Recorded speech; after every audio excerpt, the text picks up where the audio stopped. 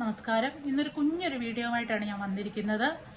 Difference between placenta previa and abruptio placenta.